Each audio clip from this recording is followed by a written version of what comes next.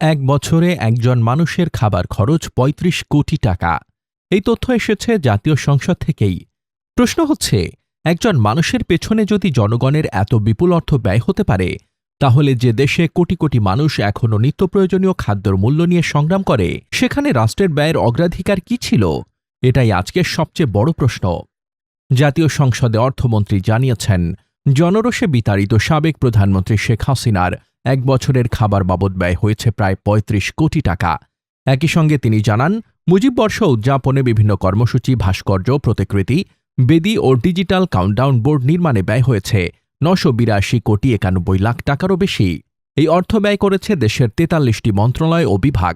সংসদে আরও জানানো হয়েছে, অতীতের বিভিন্ন ব্যয়ের হিসাব পর্যায়ক্রমে যাচাই করা হচ্ছে, কিন্তু এখনও কোনো পূর্ণাঙ্গ তদন্ত বা নিরীক্ষার সিদ্ধান্ত হয়নি। এখন প্রশ্ন সরকারের কাছে, শুধু তথ্য প্রকাশ করলেই কি দায়িত্ব শেষ, নাকি জনগণের সামনে প্রতিটি বড় ব্যয়ের পূর্ণাঙ্গ হিসাবও তুলে ধরা হবে? যেসব প্রকল্পে শত শত কোটি টাকা ব্যয় হয়েছে, সেগুলোর অডিট কি হবে? অনিয়মের অভিযোগ থাকলে তদন্ত কি হবে? দায়ীদের বিরুদ্ধে আইনি ব্যবস্থা কি নেওয়া হবে, নাকি এসব তথ্য শুধু রাজনৈতিক বিতর্কের মধ্যেই সীমাবদ্ধ থাকবে? রাষ্ট্রের অর্থ কোনো ব্যক্তি, পরিবার বা দলের সম্পদ নয়, এটি জনগণের সম্পদ, আর জনগণের টাকার প্রতিটি হিসাব জনগণ জানতে চায়।